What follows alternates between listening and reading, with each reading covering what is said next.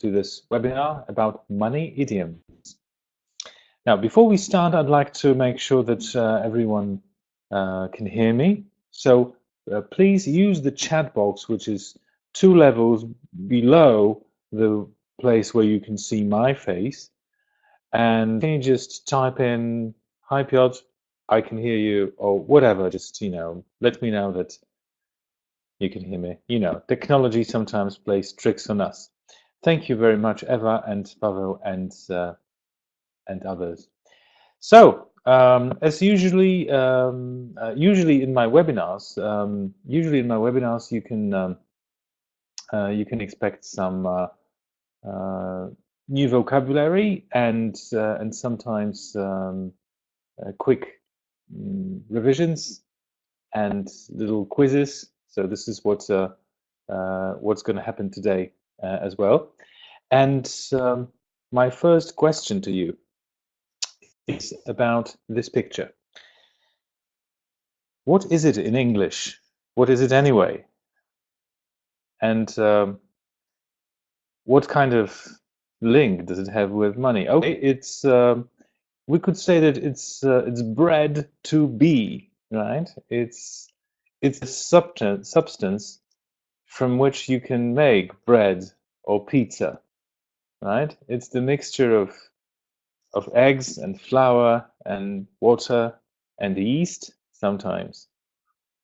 The word in English is dough, right? That's the substance out of which you can make pizza or bread. Why am I telling this to you? Well, that's because dough in English has another meaning, and this meaning is, of course, yes, you're right. The meaning is money. Of course, it's an informal meaning. It's a colloquial meaning. But if you ask someone, "Have you got any dough on you?" or if someone says, "I'm short of dough," or if someone writes a sentence such as this one, "He made a huge pile of dough working for an investment bank." This is about money. Okay, was that new to you? I hope so. Very well. So that's my plan for today. I've divided my presentation into 4 sections: idioms that describe the situation of not having a lot of money. The second section is about having a lot of money. It is much shorter as far as I can remember. There's also a section about things that cost a lot, and a handful of idioms. So altogether, this is going to be between 16 and 18 new phrases and words, or maybe just reminders. Okay, so let's get going. Not having a lot. I guess this one is pretty straightforward, and you can guess what the meaning is. Money doesn't grow on trees. Straightforward. This is what it means. This is how you use it. "Mom, I'd like a new bike," and the mother says, "I'll have to give it a think. Money doesn't grow on trees, you know." Okay, I'm thinking, do we have anything similar in Polish? I'm not quite sure. The image is quite direct. Money, trees, growing like leaves. So I guess this is how you can remember it. Okay, let's move on to the next one. To be skint or to be broke. Anyone has come across this one? Broke is a bit more popular. Skint is, I think, chiefly British. I can see this writing. Yes, Pavel, right? To be bankrupt, exactly. Very nice. Okay. So having no money, especially for a short time, yeah, just before the end of the month, just before the payday, maybe you're skint now, today, right? And you have to be careful with money. I hope so. I'm skint at the moment, or I'm really broke. You couldn't lend me a few quid, could you? Now, who wants to be my favorite student today? Well, you can become my favorite student if you tell everyone on the chat what quid means in English, in British English. Okay? So I'm really broke. You couldn't lend me a few quid, could you? You don't have much time. Only 10 seconds. I'll try to kill time by maybe giving you some tips. Okay? What does quid mean? Come on, you can check it. You have access to everything. Okay, what does quid mean? Or maybe you can just guess it from context. Okay, I'm really broke. You couldn't lend me a few quid, could you? Mm-hmm. We have an American version of quid. Oh, you are analog students. Okay, really? And you don't have any smartphones around. Okay, let me give you a short tip. Quid has a counterpart. Ah, yes, yes, very good, Justina. Quid has a counterpart in American English, buck, right? 20 bucks, that's what you'd say in American English, and 20 quid. Thank you very much, Justina, for explaining this. You have just become my favorite student. Okay, so quid, funciaki, oh, whatever, right? Okay, let's get going. The next idiom is tight-fisted or stingy. Right. So maybe we could start with the word fist. Okay, this is my palm. Close it, it becomes a fist. Right? It becomes a fist. Now imagine someone wants me to buy him a drink and I refuse. Right? Or someone wants to borrow money and I say no. I have this money in my hand. Could be a few coins, right, or a banknote, but my fist is shut tight, right? Maybe because I'm tight-fisted, right? Maybe because I don't like sharing money or anything with others. So not generous with money, tight-fisted, okay, or stingy, which I think is a bit more popular. He was known to have made a fortune on stock market, but was notoriously tight-fisted. I guess it's pretty clear, isn't it? Okay, one more. If someone wants to suggest some translations for any of these, you're welcome. If anyone has a suggestion, you're welcome too. Okay, so please use the chat as much as you can or want. Now, what about peanuts? Peanuts. What's the relation to money? This could be a good guess. Peanuts, right? Because they are small and usually there's a lot of them. How about if someone gets paid peanuts, right? Imagine there's a bank, it's a national bank, and the CEO earns 90,000 zloty every month, and there's an employee who gets 1,600 every month. That's 80 times less. So this person is paid peanuts, right? And this is what it means. So if you get paid peanuts, sorry, oops, this is not here. Clicked the wrong thing. Okay, if you get paid peanuts, you get very small amount of money. Okay, some examples. The best investments are made for peanuts. The earnings are peanuts compared with the salaries of the top managers. She gets paid peanuts. Okay, pretty nice image to remember right? Peanuts are usually cheap, right? Small things.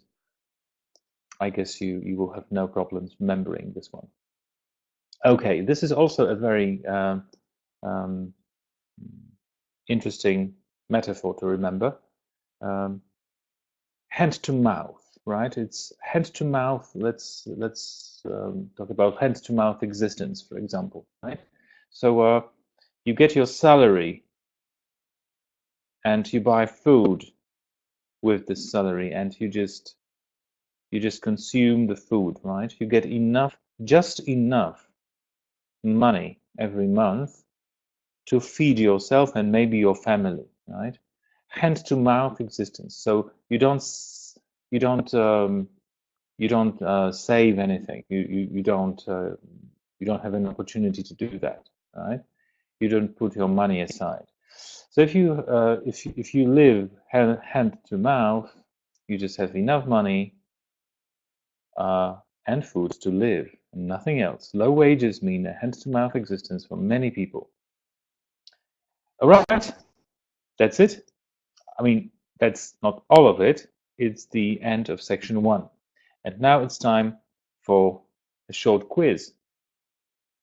So we have five questions. We have 5 sentences which lack some important phrases. I'd like to give me as many answers as possible. If one person wants to give all the answers, you're free to go. If you want to choose one, fine. Okay, let's see what you can get in 1 minute and 30 seconds. Let me just maybe read it. Okay, very good, Marta. Yes, yes. Low wages mean a hand-to-mouth existence for many people. Excellent. What about number 2? She gets paid what?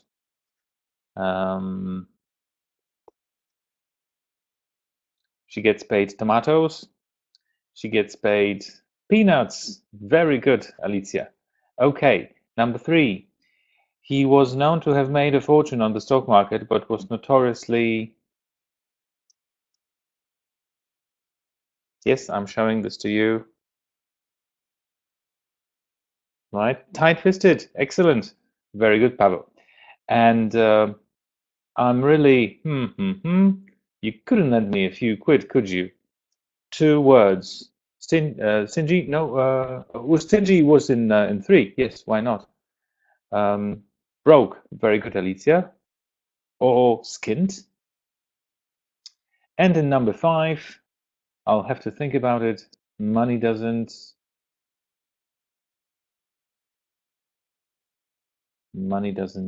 do what? Grow on trees. Daniel, excellent. Well, it's a great group as usual. I can recognize many of you. You've attended my other webinars. Thank you very much for coming here. Okay, folks, these are the answers. Now about skint, I think I did some research some time ago, and the meaning skint is it's like skin. You know, it's a wrong spelling of the word skin, right? So if you skin someone, you take the skin off. Not a pleasant image, but you know, if you are skinned, and the meaning here is you don't have any money, skinned, you can remember it this way as well. All right. Now, having a lot of money, that's probably not a very surprising thing. That I've got only a handful of phrases in here. Don't know why. Probably that doesn't reflect the real image of words which are available. So loaded. If you are loaded, you have a lot of money. You are very rich. You know, loaded with cash. You can imagine suitcases loaded with banknotes, right? Giles can afford it. He is pretty loaded. So that's a nice one and a short one. And stinking rich, pretty critical if you use it about someone. Okay. Extremely rich, used especially when you think this is unfair. and we have an interesting example, maybe a topical example, who knows? It turned out the Prime Minister is stinking rich. Okay, so I'm just thinking the Latin. What was the Latin proverb about? Yeah, it was something about the smell. It was about money, which you remember this one? If you want to help me, you can write the English version of the Latin proverb, or maybe you know the proverb in Latin. That would be very helpful too. Okay, pecunia non olet. Right, this is what it is, isn't it? So money doesn't stink. And here in this phrase, it does. So that's the way it is in English. All right. Just two phrases, two words. Do you remember what the first one was? We were talking about stinking rich and pecunia non olet. What was the first one when you out of money? Can you use the chat to type it in? Loaded. Very good. Thank you, Pavel. All right. So let's move on. This time to a handful of phrases which express this idea. Something costs a lot. Definitely more than only two. And we'll begin with the word pricey. Maybe some of you know it. Right? What does it refer to? How do you translate it? What is the synonym of it? Pricey. Maybe you can give me an example of something that you think is pricey. Okay, very good, Marta. That's just expensive. Okay, but it's an informal version of it. So here you have a sentence: the clothes are beautiful, but rather pricey. Okay, we can think of many examples, but one thing is for sure: the word pricey is a very popular word, and I'd like you to remember it and use it instead of expensive. Also because it's shorter. But in your annual report or in your reports to the headquarters, you don't have to use it, right? Actually, don't use it because it's informal, right? Okay. Now, this one is interesting. To cost an arm and a leg.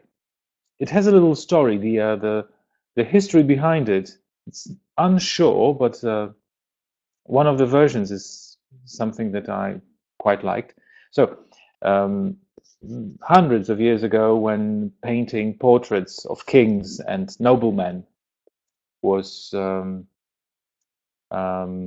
know, popular, let's say, right? Everybody wanted to have their own portrait. Those portraits were expensive. So you could choose the less expensive version of the portrait, showing only the head and the shoulders, right? That was less expensive. Or you could go for the pricey version of it, showing your hands and your. I'm sorry, I think I can't stand up because I'm not wearing any trousers. No, I'm joking, of course. So showing your legs and arms, right? So legs and arms, and that's more expensive, probably more expensive than it should be. And that's the meaning of it. To have a price that is much too high. Something costs an arm and a leg. Only one arm and only one leg. Okay? A skiing holiday didn't cost you an arm and a leg. Or I changed my tires last month and it cost me an arm and a leg. I shouldn't have gone there to this shop. Okay? This is how you use it. Okay, this one is probably a bit more popular. Rip somebody off. Very often used in connection to, taxi drivers. Not that I have anything against taxi drivers, but if somebody rips you off, if a taxi driver rips you off, it means what? Or if they suggest you a rip-off price, yes, exactly. to charge too much, to overcharge, or to just be asked to pay too much. Even naciągnąć kogoś. Yes. So the agency really ripped us off. Example number 1 and example number 2. We shouldn't have gone there. It was such a rip-off. Okay, nice and short, easy to remember. And I think we have only 3 more to go. Clean somebody out. Clean somebody out. Actually, this one has nothing to do with third person.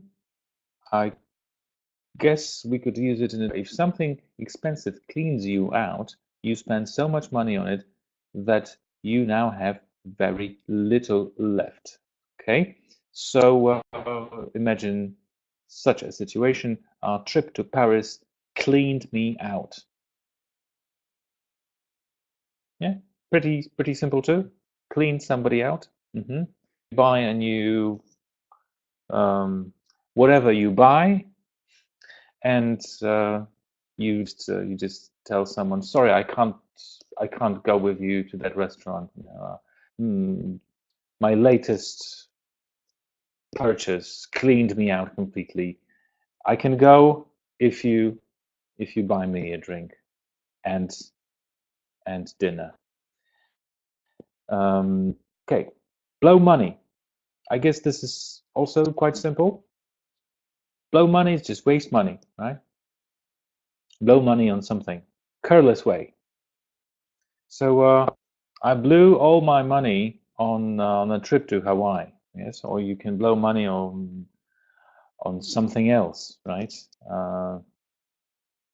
The possibilities are just infinite, I think, only limited by the amount of money you have. So that's the last one out of the 3 in series. Just, spending a lot of money. You can also splash out. And if you splash out, you spend a lot of money on something. So just like I said, something very similar to cleaning out and to blowing your money. Last year, they splashed out more than 1 million to buy a new home. Okay, so time.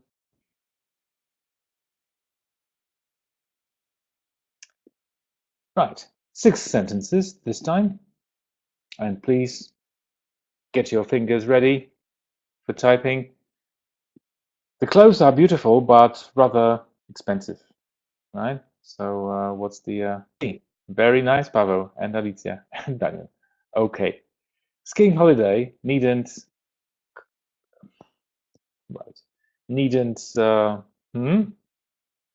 right, needn't and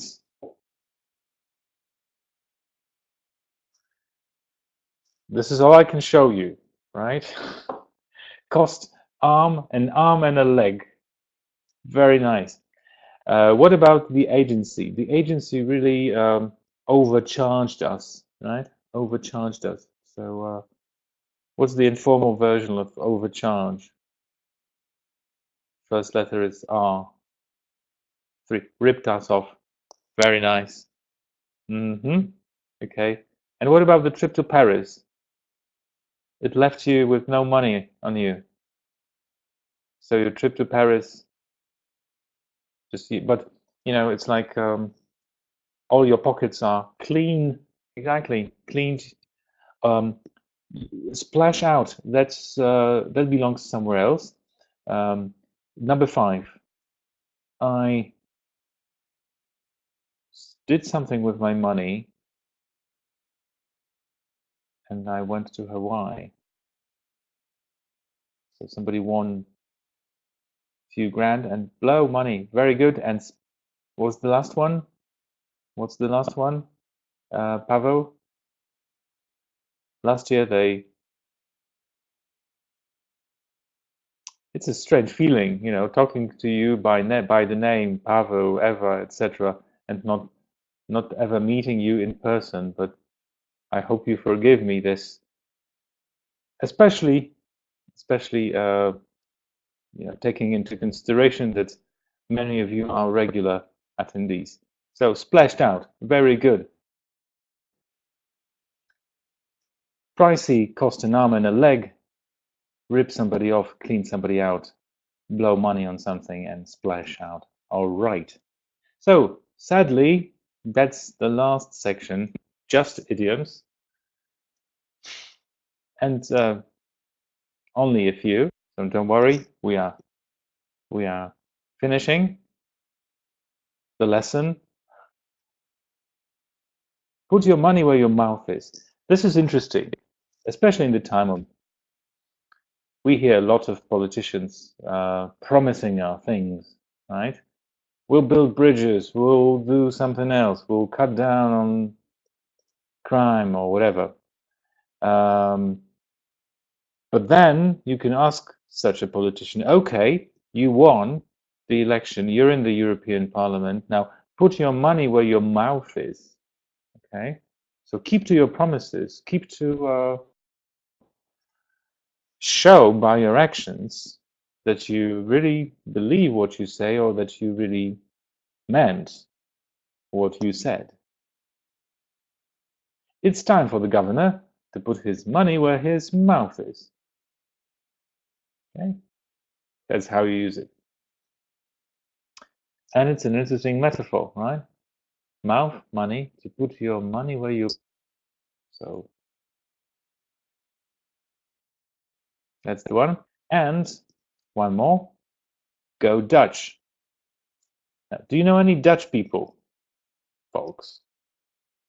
If you do, do you know about any of the stereotypes that clung to Dutch people? A bit like Scottish people. Yes, Eva. Very good. Yeah. Okay. So if you go Dutch, and this is reserved for the eating out context, right? So if you go Dutch, you share the cost of a meal with someone in a restaurant. Yeah. So going Dutch with someone is just sharing the bill. Okay.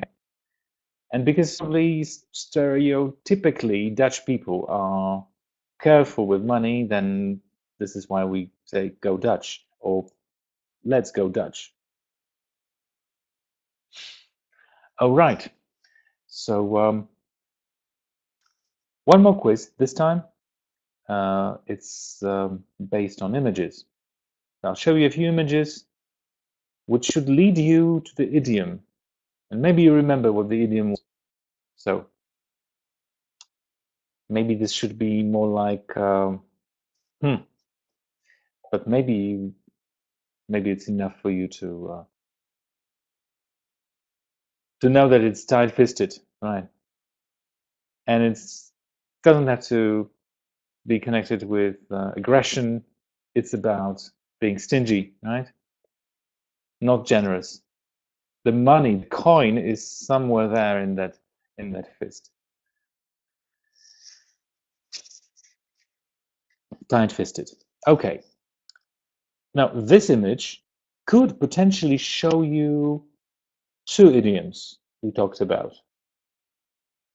I wonder if you can guess what these idioms could be. You know, this, and you have So this could be about putting your money where your mouth is, exactly, like politicians. But I also thought that this could be, you know, living hand to mouth, right? If you know what I mean, it's more or less the same image. Of course, these are two different meanings. Thank you. Thank you, Daniel, and thank you, Bob. All right. Okay, all of you, I hope, who has been following the Game of Thrones, have seen the last but one episode, which was much better than the last one, and maybe some of you had peanuts because it was so dramatic, right? The last but one episode. Peanuts and a glass of some cold liquid. I know these are peanuts. I know you know, but What about the phrases we talked about? Do you think the actors? Oh, I can't. I'm thinking about the wages of those actors and salaries of the crew. Exactly. They didn't earn peanuts. I hope, right? Or I hope they earned peanuts for the last episode, if you know what I mean. Okay. So this is earning or paying or something just costs peanuts. Very good. Now, there's something wrong with the smell here, right? So we had this phrase that someone is extremely wealthy, stinking rich. That's right. Thank you. Thank you, Pavel. And last but one, we move into this tranquil forest. And we have money not growing on trees. Excellent. Very nice. And last one is connected with this image. It's a flag, isn't it? No, it's not about being Dutch. It's about, but you were close, Pavel. It was about being Dutch. Yes, that's right. In my previous webinar, people said it's Go French. I'm not really sure what Go French means, and I'm not sure if I want to know, but the French flag is vertically, flipped vertically, right? So this is a Dutch flag, and this is about going. It's about going Dutch, and that's it. I don't know how about you, but I've had a lot of fun explaining you those money idioms, and I hope some of them were new. I hope you will remember at least two or three. That would be good, really. And in any case, my colleague Maciek Pachnicki will send you a link to the link, or maybe an attachment actually, with a PDF, um, a small PDF with a long list of all those idioms we've had today. So thank you very much. And well, the last image has nothing to do with any idiom. I just wish you could find this um, under your pillow maybe today, or on your doorstep tomorrow, or in your pocket, in your jacket. So this is my wish to you. Just invest or earn some good money, and remember about those idioms I described. Thank you very much again. Make sure you can be here next month. Oh, and by the way, if you've been experiencing some difficulties logging into Click Meeting, it uses Flash technology. This will soon change because they're moving into HTML5. So no more Flash, no more problems. And on this optimistic note, I'd like to end and wish you a very nice evening. Thank you very much, and goodbye.